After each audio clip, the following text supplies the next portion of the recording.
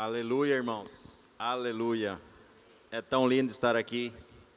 É tão bonito estar olhando para esse povo. É uma graça poder estar aqui servindo na casa do Pai. Para mim foi uma honra ser chamado, ser convocado para fazer uma ministração como essa. Eu me senti muito gratificado, muito abençoado.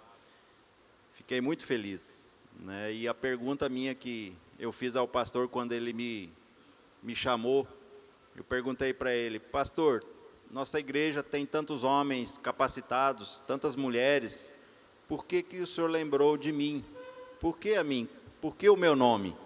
E ele disse: sempre quando eu convido alguém para ministrar, eu oro ao Senhor e eu pergunto a Ele quem eu devo, né, convidar para ministrar a sua palavra.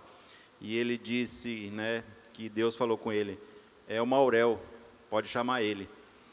E aí o pastor disse que ainda justificou a Deus: mas ele é feio. E aí disse que Deus falou: sim, mas é ele mesmo que vai ministrar essa palavra. Então abra seu coração, que essa palavra vem direto do trono da graça. É uma palavra para você, tá? É uma palavra que que ela foi ministrada em mim, que ela foi até ministrada nessa casa, uma palavra que veio aqui nessa casa no ano de 2016.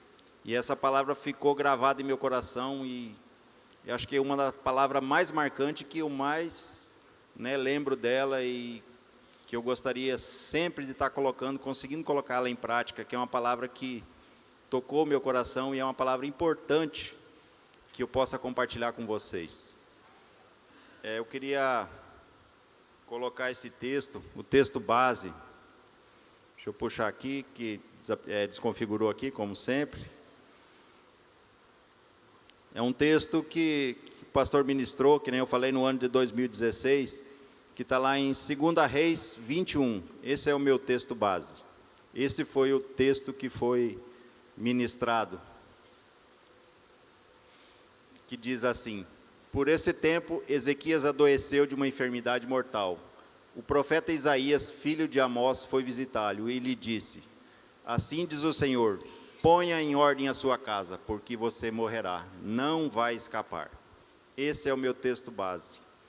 É uma palavra que veio para o rei, que ele iria morrer. E essa palavra também ficou em mim, porque o pastor ministrou, né, sobre como colocar nossa casa em ordem. Então, uma palavra que eu venho buscando ela, que nem eu disse. Eu tento colocar minha casa em ordem há muitos anos, em todos os sentidos, né, literais de uma casa. E com essa palavra aqui, então, eu quis trazer novamente aqui a minha memória, trazer para mim, primeiramente, né, que essa palavra, primeiramente, é para mim, e compartilhar com vocês. Como eu disse, ela ficou muito forte em meu coração, e uns dias antes, eu acredito aí umas 3 semanas antes, eu pensei comigo, eu vou conversar com o pastor para ele colocar essa palavra de novo no tema, para ele ministrar novamente. E eu confesso que eu até fiquei com vergonha, acho que eu não vou pedir, né, falar com o pastor para falar sobre uma palavra, achei que não cabia nesse momento. Então, como eu não falei, acredito que Deus tocou no coração dele para que ele me chamasse, para que eu viesse aqui falar essa palavra. Então, porque eu pensei comigo mesmo, se eu falar isso para ele, ele vai mandar eu ministrar, pensei comigo. Então, mas eu imaginei que eu poderia ministrar essa palavra talvez num culto de homem, né, que eu já tive a oportunidade de ministrar, então, talvez ele falou, eu pensei, né, ele vai falar que eu ministre lá para os homens. Mas não, ele me pôs aqui para ministrar diante da casa. Então, eu quero que você abra o coração, né, entenda que é uma palavra direto do trono de Deus para você. Não é de mim, não é por nada, é para você. Amém? Então, rei Ezequias recebe essa palavra: ponha em ordem sua casa. Vamos entender então quem foi esse rei Ezequias. Quem foi ele? Está lá em 2 Reis, capítulo 18, do 3 ao 7a. 2 Reis 18, 3 ao... Ezequias fez o que era reto aos olhos do Senhor, segundo tudo que Davi seu pai havia feito. Ezequias confiou no Senhor, Deus de Israel, de maneira que não houve ninguém como ele, entre todos os reis de Judá, nem antes e nem depois. Porque apegou ao Senhor, não deixou de segui-lo e guardou os mandamentos que o Senhor ordenou a Moisés. E assim o Senhor estava com ele, e ele teve êxito em todos os seus empreendimentos. Aleluia! Que rei é esse que teve êxito em tudo que fez, que foi bom, que se apegou ao Senhor mais do que qualquer um antes e depois. Se a palavra do Senhor fala isso, é porque ele confiava talvez mais em Deus do que Davi. Talvez não, literalmente fala isso. Ele se apegou mais do que o próprio Davi, que era um homem segundo o coração de Deus. E mais do que qualquer outro rei que veio na descendência dele. Então, como que um homem desse, um rei que tudo estava bem, todos os seus empreendimentos eram bons, que amava a Deus de tal forma que não teve outro igual, por que um decreto de morte para a sua vida? Por que ele deveria morrer? Então, essa pergunta me chocou e eu quis entender e buscar na palavra do Senhor o porquê de um decreto como esse. Como você, receberia um decreto desse se ele viesse para você, um decreto de morte? Você vai morrer, certamente morrerá, não se recuperará. Se fosse um decreto dado por um médico, talvez você ainda teria uma esperança, porque nós temos o nosso Deus vivo, que poderia nos sarar, nos recuperar, nos restaurar a nossa vida. Mas se fosse aqui como um profeta que desse essa palavra para você, um profeta como foi Isaías aqui, se você chegasse a alguém e falasse, você morrerá, Deus mandou dizer que você certamente morrerá, como que você reagiria? Essa pergunta eu queria que você meditasse um pouquinho nela, para entender e pensar como que esse rei se sentiu nesse momento. Ele sabendo que ele era um rei justo, ele era um bom rei, o que poderia ele fazer? Mas então, ele fez uma oração ao Deus, o nosso Deus, que está lá em 2 Reis 20, 2 e 3. Então Ezequias virou o rosto para a parede e orou ao Senhor, dizendo, Senhor, peço-te que te lembres de que andei diante de ti com fidelidade, com o coração íntegro, fiz o que era reto aos olhos do Senhor. E Ezequias chorou amargamente. Então, Deus demonstrou misericórdia para ele, e concedeu mais 15 anos de vida a ele, que está lá em 2 Reis, na sequência, 2 Reis 24 até o 6, 24 ao 6. Então Isaías ainda não havia saído do pátio central, quando a palavra do Senhor veio a ele, dizendo, então só uma observação, Isaías deu o decreto para ele, ao mesmo tempo que ele recebeu o decreto, Ezequias voltou para a parede, chorou, no mesmo tempo que o profeta saía para fora do pátio, Deus já restaurou ele, volta lá. Então não teve nem tempo dele pensar, dele ir para o seu quarto chorar, não, foi exatamente na mesma hora. E o texto diz assim, volte e diga a Ezequias, príncipe do meu povo, assim diz o Senhor, o Deus de Davi, seu pai, ouvi a sua oração e vi suas lágrimas, eis que eu o curarei, e ao terceiro dia você subirá à casa do Senhor. Acrescentarei 15 anos à sua vida, livrarei você e esta cidade das mãos do rei da Síria. Defenderei esta cidade por amor de mim e por amor de Davi, meu servo. Você vê que Deus, ao mesmo tempo, como eu falei, já demonstrou misericórdia a ele e foi fiel a ele pela fidelidade que ele tinha. Deus restaurou a vida dele, e deu-lhe 15 anos a mais de vida. Além disso, também Deus renovou sua aliança com Jerusalém, que ia salvar a cidade, ia proteger a cidade. Veja que Ezequias foi um homem que ao mesmo tempo que chorou, mostrou aí a fragilidade dele, que era um homem comum, talvez como nós, ele fez essa oração sincera, né, perante Deus, e Deus, né, mostrou a misericórdia que Deus é, né, mesmo a partir de um próprio decreto dele, ele restaurou, né, e ele mudou esse decreto, né, como o nosso Deus é maravilhoso, nosso Deus é bom, né, e ele escuta quem tem um coração sincero quando é falado, quando é orado com verdade, com uma verdade dita do coração. Então ele escuta, né? Esse nosso Deus é um Deus maravilhoso, e ele não despreza uma oração sincera de forma nenhuma. Mas então, qual é a pergunta, né, que não me fez calar? Por que esse decreto tão duro que o levaria à morte? Por que isso? Se ele era tão bom, ele era um homem direito, por que ele deveria morrer? O que aconteceu? Então vamos ver os fatos que aconteceram, né, no decorrer dos anos, só para vocês entenderem a linha do tempo. Ezequias começou a reinar com 25 anos de idade e reinou, né, 29 anos em Jerusalém. Ezequias ficou doente por volta dos 39 anos, e Deus lhe curou e deu 15 anos de idade, mais 15 anos de vida. E assim ele morreu aos 54 anos de idade. Sobre a doença que ele tinha, só fala que ele tinha uma úlcera ou alguma coisa externa, porque fala na palavra que ele recebeu uma pasta de figo e foi passado nessa ferida. Então, eu acredito que era uma ferida externa, no corpo externo, então não era interno nada, porque, né, por causa desse fato. É só um detalhe para vocês entenderem. E aqui diz que depois, né, Ezequias morreu em paz, sendo muito honrado pelo povo. Foi sepultado no lugar mais alto dos sepulcros dos filhos de Davi. E todo Judá e os habitantes de Jerusalém lhe prestaram homenagens. Quer dizer que ele realmente foi um bom rei, e o povo gostava dele, né? Porque todos os habitantes de Jerusalém o honraram. Após a sua morte veio Manassés, o próximo rei.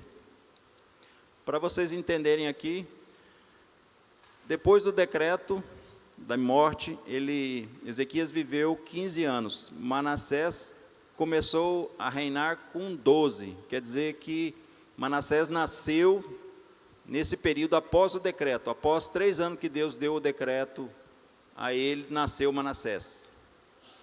Então a palavra diz assim, lá para vocês entenderem quem foi Manassés.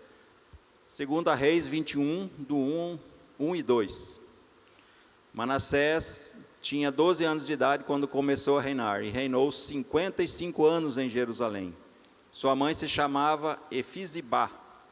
Ele fez o que era mal aos olhos do Senhor, conforme as práticas abomináveis das nações que o Senhor havia expulsado de diante dos filhos de Israel.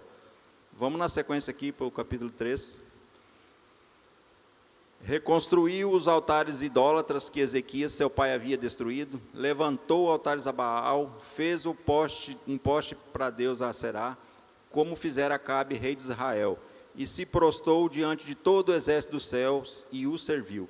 Edificou altares na casa do Senhor, na qual o Senhor tinha dito, em Jerusalém porei o meu nome. Também edificou altares em todo o exército dos céus, nos 2 atos da casa do Senhor. Queimou seu filho em sacrifício. Praticou adivinhações, feitiçarias, consultou médios e necromantes, fez muitíssimo que era mal aos olhos do Senhor, para o provocar a ira. Esse foi Manassés.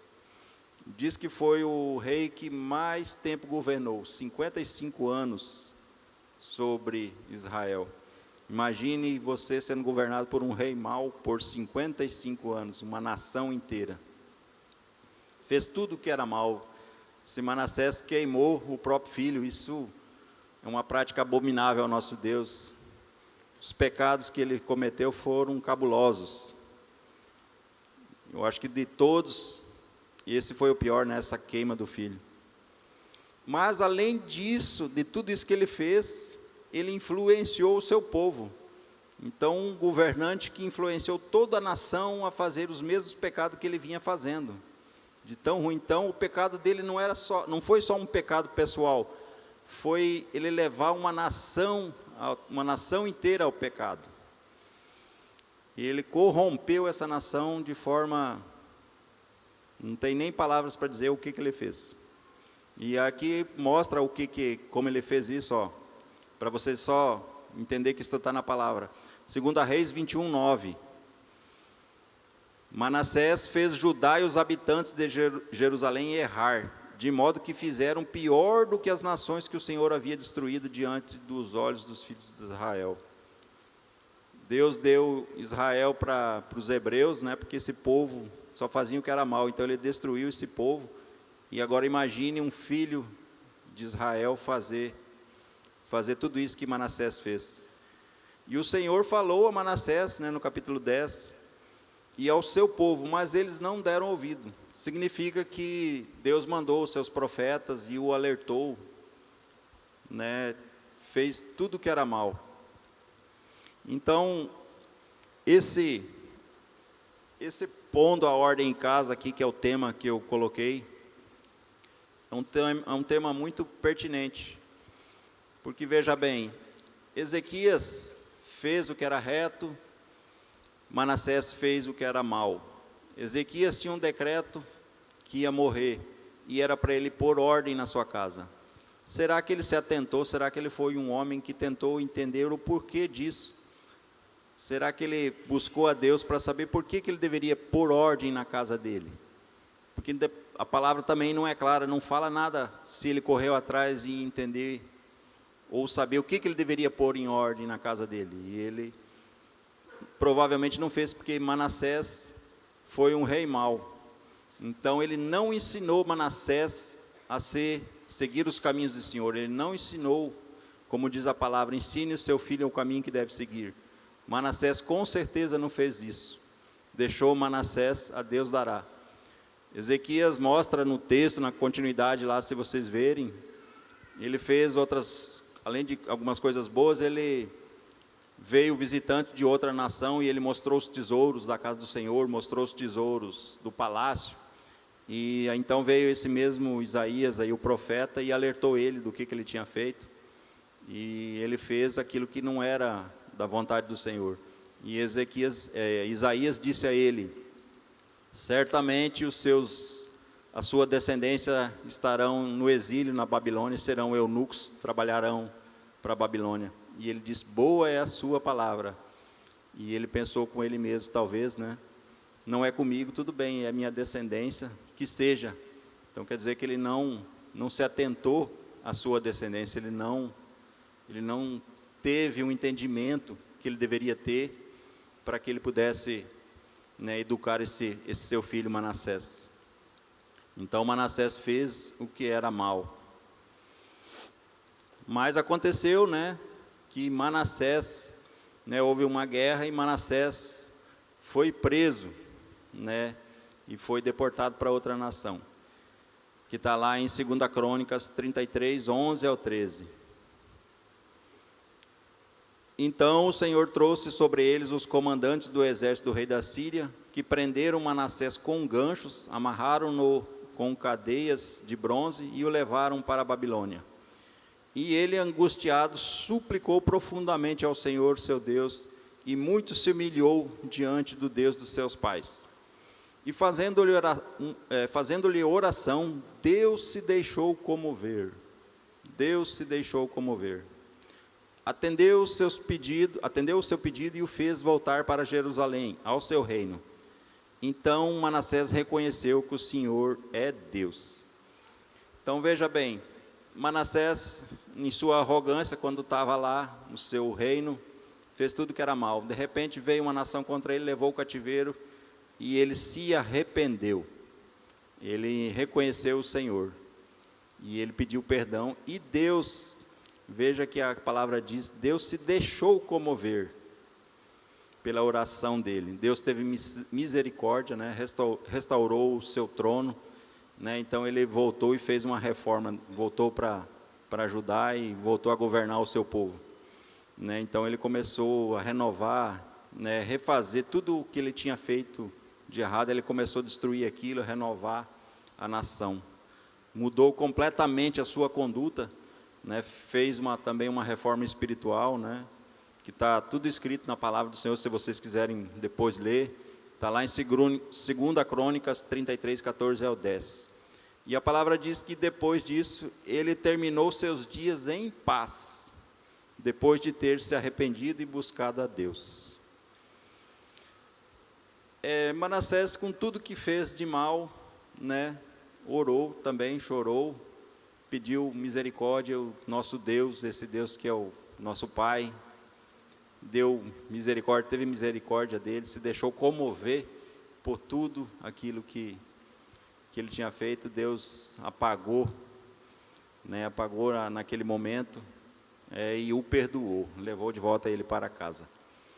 Mas o pecado que ele tinha cometido ficou, né, lançado na nação, ficou lançado no Senhor. O pecado foi perdoado, mas a consequência do pecado continuou ali. Assim como lá atrás Davi pecou e a consequência do pecado continuou, né, aqui nesse mesmo momento, esse pecado ficou, né, lançado na memória do Senhor. Lá na frente eu vou compartilhar com vocês, vocês vão entender aonde eu quero chegar com essa palavra.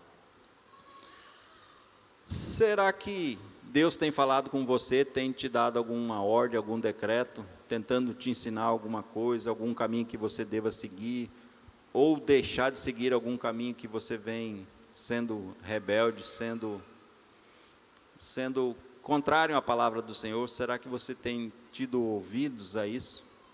Ou será que você em sua casa administra a sua casa? Será que você tem governado a sua casa de forma correta e obedecido aos decretos do Senhor, né? Aquilo que Deus ensina, né? Ou deixa que a sua casa peque ou proceda diferente do que a palavra de Deus manda fazer, né? Esse tema, pondo a sua ordem em sua casa para ter um futuro.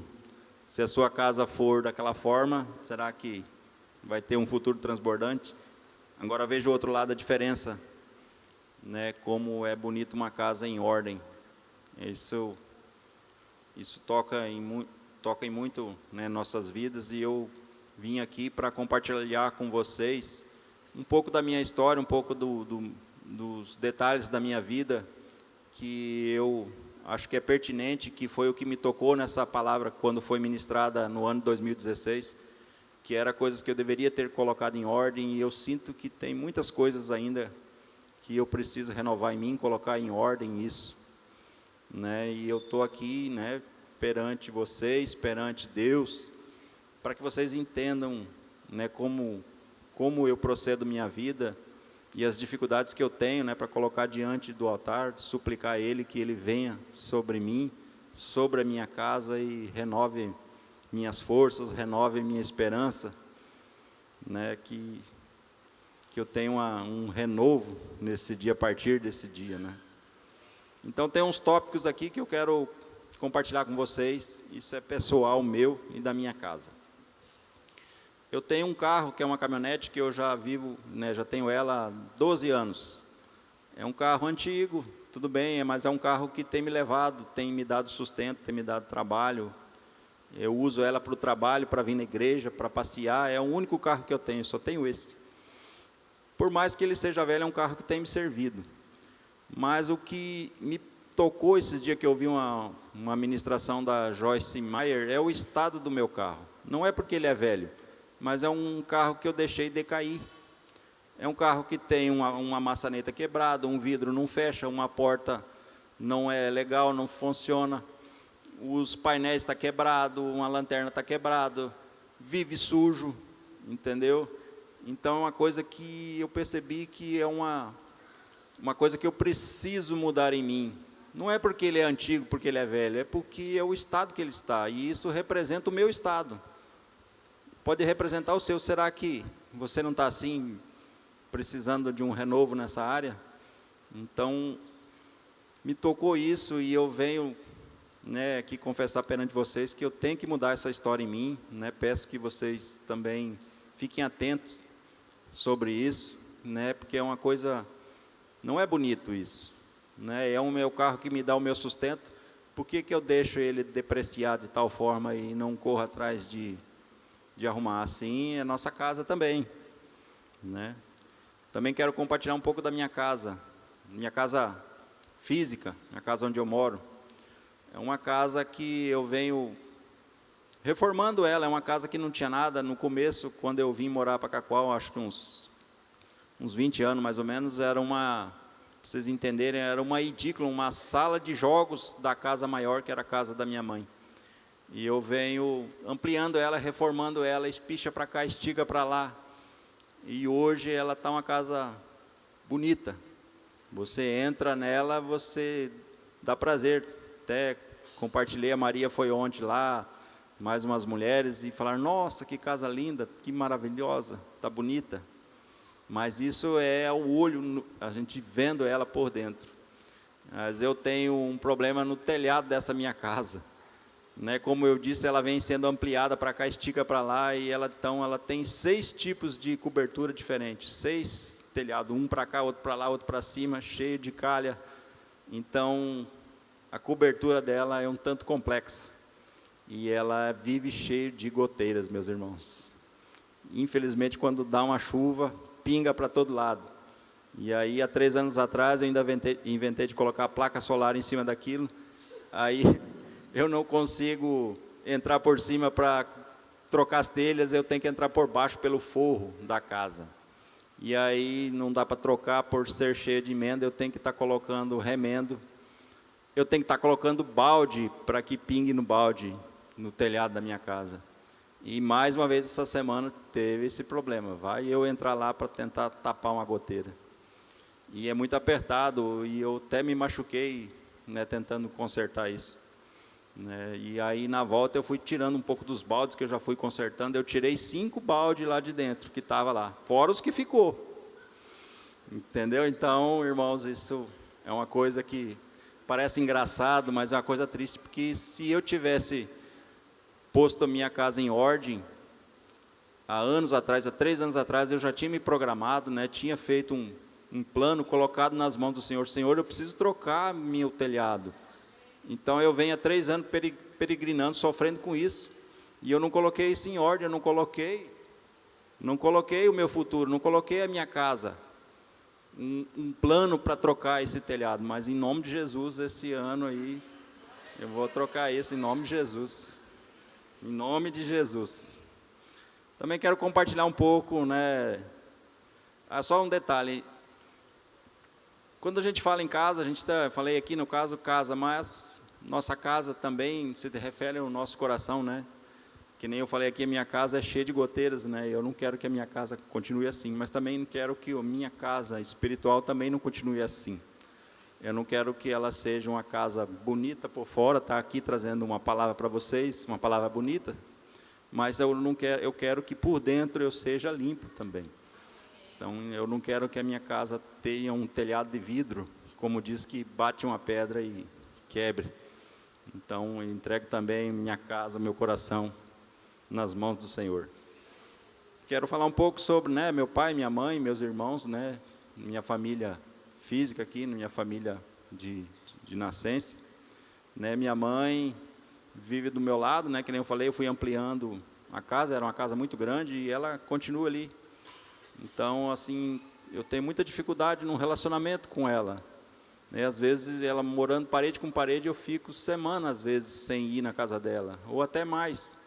Ela sempre vem na minha, mas eu que não vou nela, Então, eu tenho também essa dificuldade com ela, e eu quero entregar nas mãos do Senhor, para que eu proceda, talvez, de uma forma diferente, que eu saiba lidar com as diferenças que nós temos, que a gente possa ter um futuro transbordante, em nome de Jesus. Tenho 2 irmãos homens e uma irmã de criação. Com meus irmãos homens, nós temos um relacionamento muito bom, mas também é um relacionamento muito distante. Um mora fora, o outro mora aqui também, mas também está numa época viajando ao trabalho. Então, o nosso contato é muito pouco. Eu sei que a gente se ama, a gente se dá bem, mas eu também creio que eu preciso colocar no altar do Senhor para que a gente tenha um amor melhor, um relacionamento melhor, que a gente possa ter uma comunhão melhor. Minha irmã de criação, então, já é mais distante, a gente também teve algumas diferenças, alguns atritos, e a gente não tem conversado. Também peço pela misericórdia do Senhor, né? Peço perdão a mim, perdão para que Deus possa olhar para ela, olhar para mim, para que isso não fique para o resto da vida dessa forma. Entrego também a vida dela no altar de Cristo, na cruz de Cristo, né? Assim como eu estou aqui, né, pedindo perdão, confessando a vocês, eu peço que Deus também olhe para ela e tenha misericórdia da vida dela, em nome de Jesus. Meu pai já faleceu, já tem uns 10 anos que ele faleceu. Foi um grande homem. Confesso que eu nunca vi um erro do meu pai. Nunca vi o meu pai cometer nada de errado. Eu não tenho para dizer, meu pai foi isso. Eu não tenho essa palavra para dizer. Era um grande homem e eu amava muito. Minha mãe disse que eu era a pessoa que, né, dos filhos, é o que mais amava ele. E eu acho que foi aí que eu tive um certo grau de dificuldade com ele, porque eu amava tanto e eu tinha comigo que ele não retribuía esse amor que eu tinha com ele. Mas após a morte dele, eu fui perceber que ele também era o filho que ele mais amava. Ele me amava mais do que qualquer outro. E era esse que foi as diferenças que nós tivemos. Como um amava tanto o outro, a gente queria mais um do outro. E então ficou aquele negócio estranho. Eu não ia visitá-lo e ele não vinha me visitar. Eu ficava longe dele, ele ficava longe de mim, né? E isso um dia me machucou muito, porque ele veio numa época de uma eleição. Ele votava, né, a urna de votação dele era 200 metros da minha casa. Ele morava no sítio, veio, fez o voto dele e voltou para o sítio e não passou na minha casa. Eu estava com o Murilo, meu filho, que era pequeno, acho que devia ter 1 ano de idade por aí, né? Então, como que nem eu disse, eu quase não ia lá visitá-lo, e ele também não veio me visitá-lo, e eu fiquei muito chateado com aquela situação. Poxa, vem aqui do meu lado e não vem visitar. Então, e depois eu tive uma sessão de descarrego lá com ele, um conflito muito grande, né? Ofendi ele, né? E eu pude entender depois isso, né? Até eu tive um tempo lá no Legendários, lá no monte, eu consegui perceber isso, que o erro foi meu. Pude pedir perdão lá no monte, lá do Legendários, né? Coloquei nos pés do Senhor lá, né? Inclusive quero fazer um aspa aqui. Se você tiver a condição de ir no Legendários, vá, que é muito bom. Acredito que ainda tem inscrições abertas aí, que é um tempo para você estar com o Senhor lá, é um momento de você ter um tempo de comunhão com o Senhor. Amém? Então, lá eu pedi perdão para o meu pai e estou mais tranquilo, né? Ele foi embora, mas eu estou aqui mais feliz, porque eu sei que ele me amava muito. Quero falar um pouco do meu financeiro. Eu entendo que eu sou muito abastado. Eu tenho recebido muitos recursos do Senhor, eu tenho muitos trabalhos, contratos, eu sou autônomo. Tá? Deus tem me suprido muito, né? Mais do que eu acredito, mais do que muita gente. Então eu fico feliz por isso. Mas a minha vida financeira parece que está sempre amarrada, parece que eu estou sempre correndo atrás do prejuízo, estou sempre tendo que trabalhar, já tenho que acordar o dia preocupado com o amanhã, né? Eu tenho pedido ao Senhor muita orientação e Ele tem me suprido, mas eu vejo que eu preciso, né, de um acompanhamento melhor sobre isso, eu preciso da ajuda, né? Então, se você também tem alguma dificuldade na parte financeira, procure ajuda. Nós temos irmãos aí, o irmão Leandro está ali, ó. Procure ele, né, Leandro? Tem o irmão Edmilson, que eu acho que veio de manhã, né? Eu profetizo até uma bênção de sabedoria para que você possa ajudar os irmãos aqui. Não é só para poucos, mas que você possa retribuir alguém, a muitos aqui, porque eu tenho certeza que muitas áreas, muitas pessoas têm esse grau de dificuldade, né, em poder saber administrar o seu dinheiro, os seus recursos, porque uma casa em ordem também tem que estar em ordem financeira. Então, busque ajuda. Se você tem isso, procure o seu pastor, procure o seu líder, converse, né? Busque ajuda, porque como eu estou abrindo meu coração, que eu tenho também dificuldades, já até conversei com o Brito depois de hoje, ele vai me atender e eu quero, né, deixar aqui que faça isso. Não deixe para depois, senão você vai fazer que nem eu ouvi essa palavra em 2016 e não coloquei. Já está se passando aí 9 anos e eu estou aqui patinando no mesmo lugar, patinando no seco, como disse. Então, eu profetizo isso para vocês. Meus filhos, comentar um pouco sobre meus filhos. Meu filho Murilo está aí, o abençoado. Todo mundo acho que conhece ele, uma graça. É só alegria esse menino. É uma bênção. Esse rapaz é um profeta do Senhor, em nome de Jesus. Receba, em nome de Jesus. Eu peço que ele dê mais ouvidos ao pai e à mãe, porque se você der ouvidos, você só vai brilhar, meu amigo, né? E eu percebo que eu preciso de ter mais tempo com ele, né? Ele vive me cobrando, pai, vamos assistir um filme, pai, vamos jogar um futebol, né? E eu sempre achando uma desculpa, né? Até esses dias eu até fui com ele, falei, vou lá assistir você jogar então. E fui eu lá ver ele jogar. Ele ficou lá mais de hora jogando e eu lá sentado.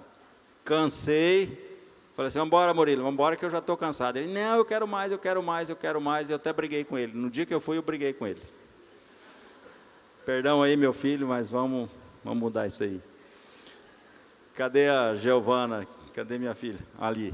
Ô, a benção. Né, hoje cedo eu já falei com ela, pedi perdão para ela, todas as palavras lançadas no mundo espiritual que eu lhe deixei triste, né, que eu não te fiz você chorar. Né, em nome de Jesus, está amarrado no mundo espiritual, todo quanto é palavra lançada contra você. Né, eu já te falei e digo de novo, eu te libero para que você cresça, que você prospere, que você viva. Tem uma palavrinha para você aqui, ó, você está num relacionamento aí, em nome de Jesus. Fique atento para o Provérbios 24, 27, tá? Para a pessoa que está ouvindo aí, Provérbios 24, 27.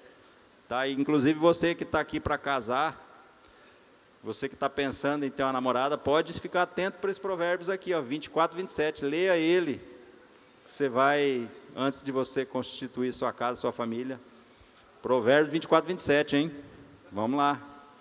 Mas está aí, Giovana, Deus te abençoe em nome de Jesus. Vou falar um pouquinho do meu relacionamento. Está aí a minha digníssima. Ó, te amo, querida. Você é maravilhosa. Esse é o meu suporte, aquilo que me ajuda muito. Né? Parece que ela é a minha boca, fala por mim muitas vezes. Né? Eu acredito que nós estamos hoje numa fase muito boa do nosso relacionamento. Inclusive fizemos 25 anos de casado agora, quinta-feira. Uma salva de palmas para nós.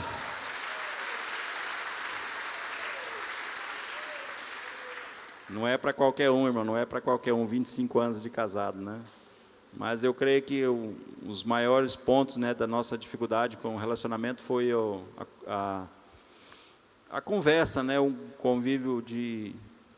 Me fugiu a palavra aqui, mas eu acredito que ela tem me alertado pela minha procrastinação, ela tem me ajudado a eu vencer isso, que eu confesso para vocês que eu tenho essa certa dificuldade, eu sempre, vamos deixar para depois a gente vê isso, depois a gente faz isso, né? Então, que eu possa vencer isso em mim para ter um relacionamento melhor, né, com ela, né? Nós temos que ter uma conversa, mais conversa, ter uma unidade, né? Isso a gente tem visto que sem uma unidade, uma perseverança, uma comunhão, a gente não consegue vencer. Então, você aí no seu casamento também, busque ajuda, se você está tendo alguma dificuldade no seu relacionamento, também busque orientação nessa casa, temos tantas pessoas boas que te orientam, que podem te dar uma força, te dar uma ajuda. Pode procurar, irmão, não deixe, não coloque para debaixo do tapete, não coloque para debaixo da coberta as suas dificuldades, né? Assim como eu tenho, sei que eu tenho, então eu coloco nas mãos do Senhor nosso relacionamento, nosso casamento, né, para que tudo dê certo e a gente possa chegar aos 50 anos de casado, em nome de Jesus. Falar um pouquinho da minha vida espiritual, eu também penso que eu estou numa fase boa, né, eu sei que nunca é o suficiente, né, buscar o nosso Deus deve ser em primeiro lugar tudo, a maior parte devemos reconhecer que Ele é o nosso Deus, nosso Pai, que devemos buscá-lo acima de todos, colocá-lo à frente de tudo o que fazemos, tudo que somos, todo lugar que formos, a gente deve colocar nosso Deus na frente, né?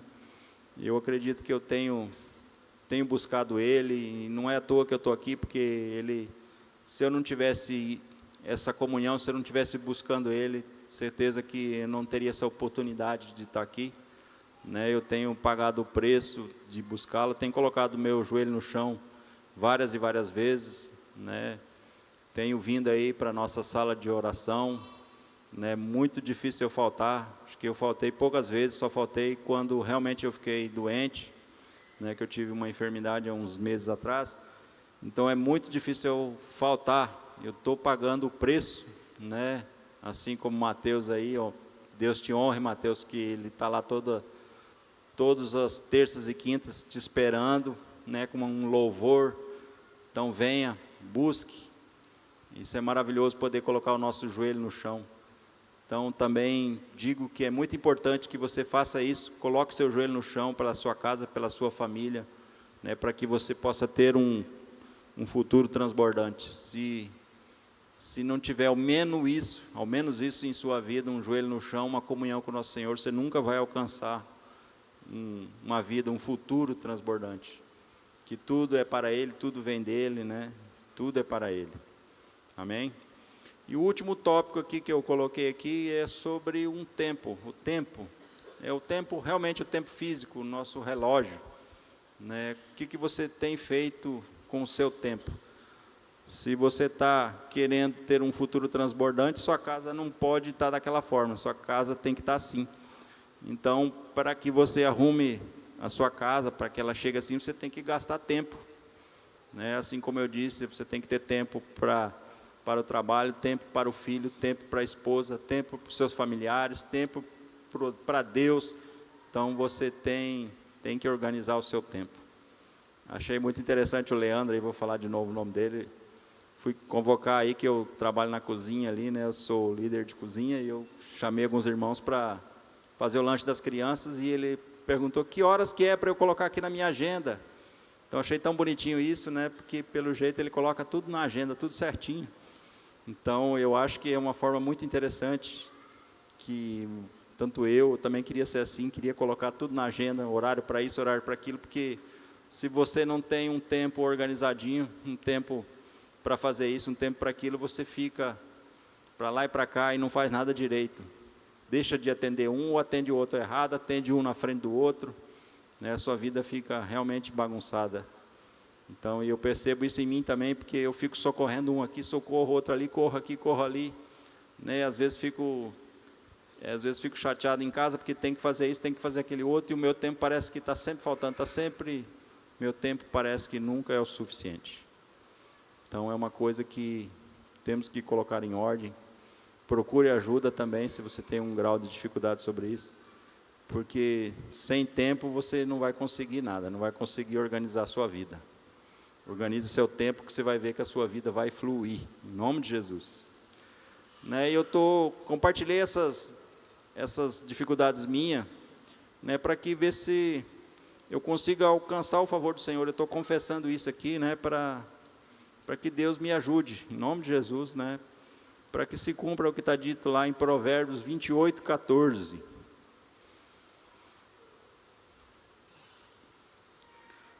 Que diz assim: feliz é aquele que sempre teme ao Senhor, mas o que endurece o seu coração cairá na desgraça.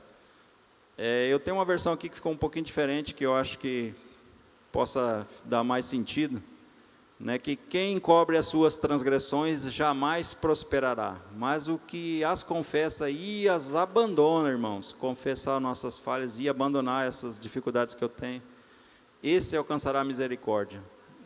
Então, que eu confessei aqui as minhas dificuldades, espero que Deus me ajude e que eu possa pedir ajudas também, que nem eu falei, em algumas áreas da minha vida, que eu possa ter um futuro transbordante. Né, eu estou falando isso, né, porque se você perceber, tem alguma coisa escrita lá em Hebreus 14:12, né? Porque a palavra de Deus é viva e eficaz, é mais cortante do que qualquer espada de 2 gumes, penetra até o ponto de dividir a alma e espírito, juntas e medulas, é apta para discernir os pensamentos e os propósitos do coração. Essa palavra tem que, né, entrar em mim, isso que eu confessei a vocês tem que entrar no meu entendimento, né, tem que dividir, isso aqui é certo, isso aqui é errado, isso aqui você pode, isso aqui você não pode. Então essa palavra tem que realmente entrar no meu coração e separar o que eu estou fazendo certo, o que eu tenho que fazendo de errado, né, e assim eu possa, né, transbordar. Também vocês podem entender lá em Romanos 12, 1 e 2. Portanto, irmãos, pelas misericórdias de Deus, peçam que ofereçam o corpo de vocês como sacrifício vivo, santo e agradável a Deus, que é o culto racional de vocês. Como eu disse, eu tenho pagado o preço, eu tenho colocado o joelho no chão, eu tenho colocado o meu corpo em sacrifício, acordando nas madrugadas afora, pagando o preço, né? Esse é o meu culto racional, é o meu entendimento, eu entendo que eu preciso fazer isso. Também, então, eu peço que você entenda que você precisa ter um culto, ter um entendimento, que não é tudo é espiritual, você tem que colocar o seu corpo em sacrifício, colocar sua vida diante do altar para que você também seja transformado. Né? No capítulo 2 diz assim: e não vivam conforme os padrões deste mundo, mas deixem que Deus transforme pela renovação da sua mente, para que possam experimentar quão boa e agradável, perfeita vontade do Pai. Como é que você vai experimentar essa vontade, né, do Pai, essa boa e perfeita, se você não o conhece, se você não paga o preço, se você não entra em oração? Né, que nem eu disse, meu joelho está no chão pedindo orientação várias e várias vezes, pedindo misericórdia, às vezes até sem saber o que falar para Deus, mas você viu como esses reis ali choraram, pediram misericórdia e Deus atendeu suas orações. Então, joelho no chão e oração é o caminho para que você tenha um futuro transbordante, para você entender quão boa e perfeita é a vontade do Senhor. Sem esse tempo você não alcançará isso. Agora, eu vou dar uma continuidade aqui nas histórias dos reis, para vocês entenderem o resultado dos pecados de Manassés, o que aconteceu. O sucessor de Manassés foi Amon, está lá em 2 Crônicas 33, 21, 25. Amon tinha 22 anos de idade quando começou a reinar, reinou 2 anos em Jerusalém, fez o que era mal aos olhos do Senhor, como Manassés seu pai havia feito. Não vou nem dar continuidade aqui, porque o texto é um pouco longo, mas só por aqui você já entende. Amon entrou, fez o que era mal, acompanhou aquilo que seu pai Manassés tinha feito. Também foi um péssimo rei, desagradou a Deus de tal forma também, que também foi muito triste o tempo que ele governou. Só que, né, Manassés se arrependeu, e já Amon não, Amon morreu, né, triste, não se arrependeu do que fez.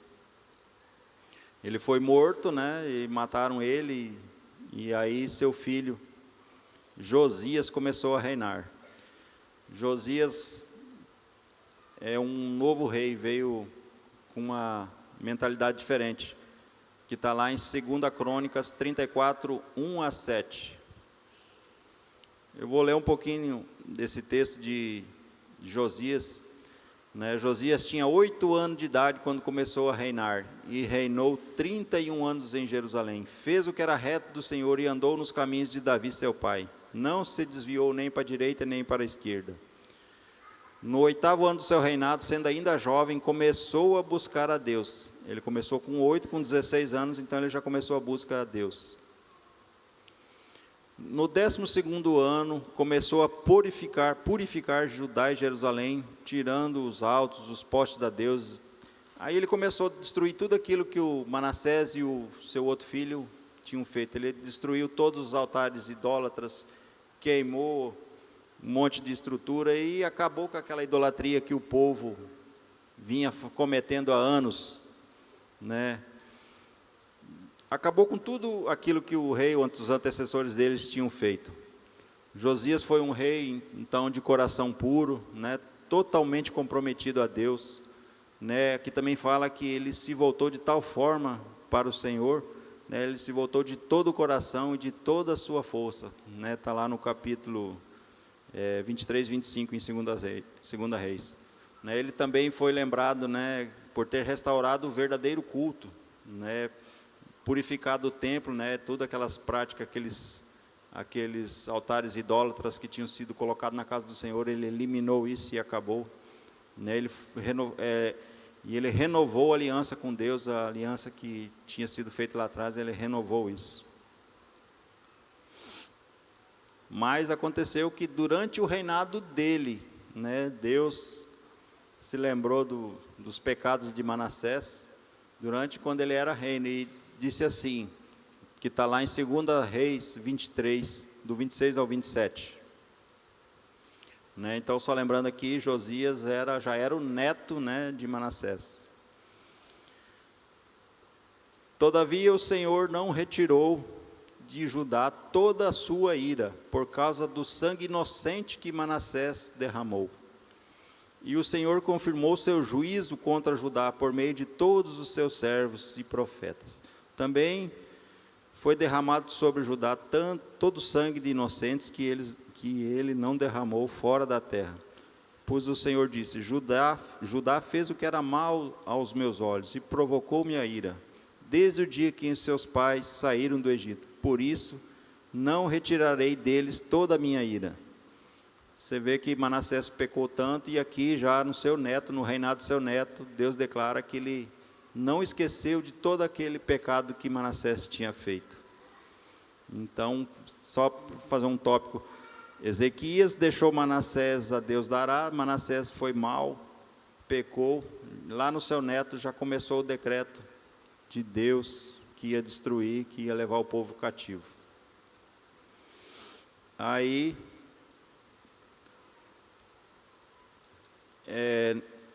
isso mostra, né, que esse arrependimento de um Deus, que nem foi Josias, ele fez o que era reto, mas durante o seu reinado não apagou, né, esse decreto dos pecados não se apagou. Então, nosso Deus, quando lança uma palavra que se você fizer o que é mal, se você fizer aquilo que não é certo, consequência terá. E o próprio Deus que decretou isso, ele mesmo não vai contra a palavra que ele lançou. Se ele disse que vai fazer, ele vai fazer. Se ele disse que vai acontecer, em nome de Jesus. Então, depois de Josias, né, teve outros reis. Eu vou só estar lá em 2 Reis, do 23, do 30 ao 34, né, se vocês quiserem ler depois. Né, veio, né, depois da morte de Josias, veio Jeoacás, que só reinou 3 meses. Também fez o que era mal, né, foi deposto, né, houve uma guerra contra o Egito, e o Egito levou ele preso. E aí o próprio Egito colocou no governo o Eliaquim, que também era um filho de Josias, não irmão de Jeoacás, e colocou o nome dele de Jeoaquim, que reinou 11 anos, e também fez o que era mal aos olhos do Senhor, né, e colocou durante o governo durante o reinado de Joaquim, Judá entrou sobre o domínio da Babilônia. A Babilônia levou o povo exilado. Então veja o que está escrito, né, lá em 2 Reis 24, do 3 ao 4, né, no reinado de Joaquim, né, bisneto de Manassés. Né, aqui se cumpriu a palavra do Senhor, que diz assim: na verdade, isso aconteceu com Judá por ordem do Senhor, que removeu da sua presença, né, removeu Judá de sua presença, por causa de todos os pecados cometidos por Manassés, e também por causa do sangue inocente que ele derramou, pois encheu Jerusalém de sangue inocente. Por isso o Senhor não quis perdoar esses pecados, e levou o povo cativo, né, como a sua própria palavra diz. Então veja que por causa do pecado de Manassés e o pecado do povo que Manassés levou o povo a pecar, veio a ira do Senhor e destruiu uma nação. Então eu vou fazer aqui para vocês entenderem uma linha do tempo, né? Para vocês entenderem quantos anos se passaram nesse período que eu falei aqui desses reis. Né, Ezequias reinou 29 anos, né, e aí veio Manassés, que reinou 55 anos. Depois veio Amon, que só reinou 2 anos. Depois veio Josias, que reinou 31 anos. Jeoacás, 3 meses. Depois Jeoaquim, 11 anos. Que foi aqui em Jeoaquim que veio que se cumpriu esse decreto, né, que o povo foi levado para o cativeiro. Né, então eu fiz as minhas contas aqui e isso deu 111 anos, tirando quando começou Manassés a reinar, dos 55 anos. Então os pecados de Manassés lá atrás, há 100 anos, mais de 100 anos lá na frente, geraram a destruição de uma nação, a destruição de um povo. Você acha que isso é pouco, 100 anos? Vocês têm ideia quem foi um ascendente seu há 100 anos para trás aí? Se você lembra que se você tem algum parente há 100 anos, sinceramente eu não sei se eu tenho algum parente. Quem eu poderia citar há 100 anos antes de mim? Né? Então esse pecado que Manassés fez foi terrível, que levou nessa destruição total de uma nação. Fazer aqui só um leve resumo para vocês, né? Ezequias, que era um homem justo, ficou doente, foi curado, restaurado, né, mas não conseguiu colocar sua casa em ordem, não conseguiu levar Manassés aos caminhos do Senhor, não conseguiu ensinar. Ele, como um rei, ele poderia ter decretado aí uns tutores, ou ele mesmo, ter buscado o Senhor e colocado diante de Manassés e ensinado os caminhos que ele deveria seguir, porque ele começou a reinar com 12 anos. Se ele tivesse colocado nos ministros alguns tutores, talvez Manassés tinha sido diferente do que foi, né? Manassés começou como o pior rei de Judá, terminou sua vida como um exemplo de arrependimento. Imagine um homem tão mau que foi, se arrependeu e Deus teve misericórdia dele. E depois veio esses outros reis e veio Josias, um dos melhores reis de Judá, mas não foi suficiente para acabar com esse pecado que Manassés tinha feito, essas consequências de todos os pecados da nação.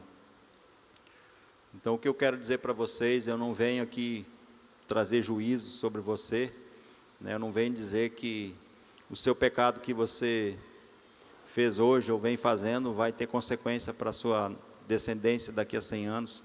Também não estou dizendo que o que você está passando, o que você vem sofrendo é por causa dos seus ancestrais há 100 anos, que você está pagando o que eles fizeram há 100 anos antes de você. Mas a palavra do Senhor diz que realmente isso é possível, né? Pode ver lá em Números 14, 18. O Senhor é longânimo. Deixa eu ler na versão de vocês. O Senhor é tardio em irar-se, rico em bondade. Ele perdoa a iniquidade e a transgressão, mas não inocenta o culpado.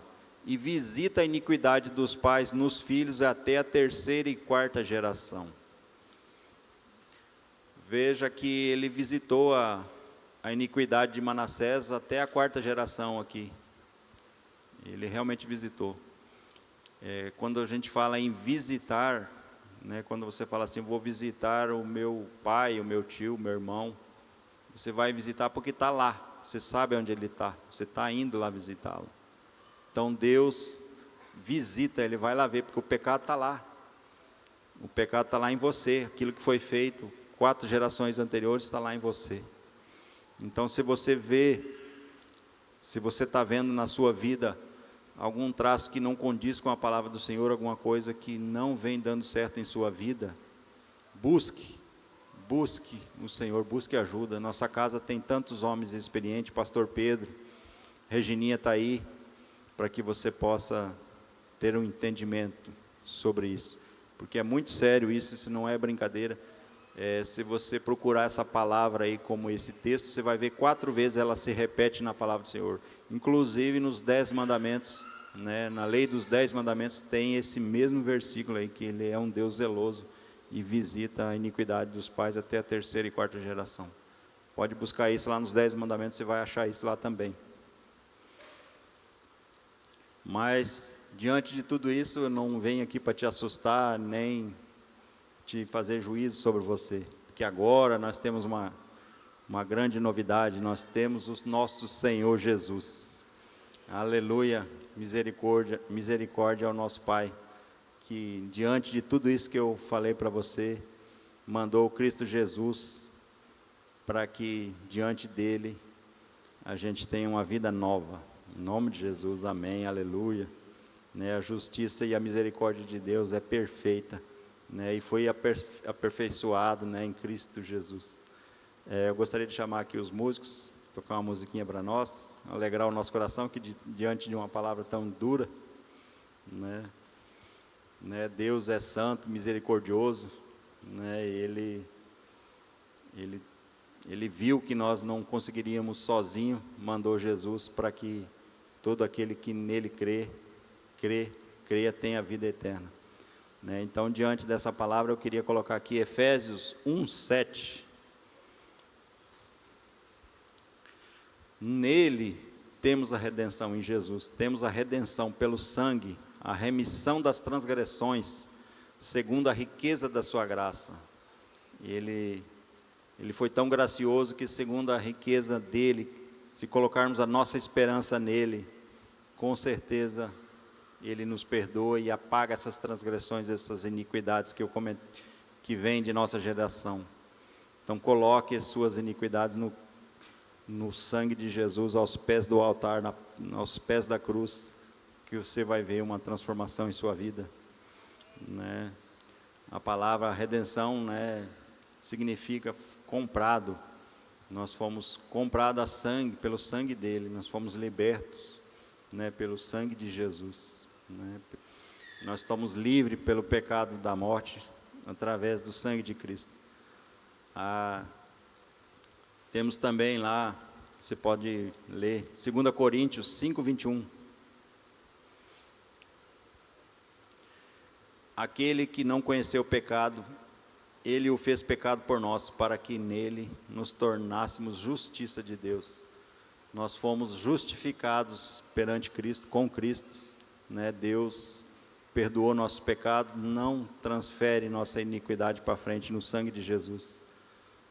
Então, se você tem alguma dificuldade, algum momento que você acha que você precisa ser renovado, ser transformado, ter uma modificação no seu coração, uma modificação na sua vida, eu gostaria que você ficasse de pé e viesse colocar aqui no altar. Todos que têm algum grau de dificuldade, alguma luta, alguma dor, algum entendimento que precisa ser renovado nesse momento, coloque diante dos pés da cruz, para que você tenha um futuro transbordante, que você tenha um novo entendimento, uma nova vida, porque Ele é maravilhoso. Nosso Deus é Pai, nosso Deus transforma o nosso coração, transforma a nossa vida.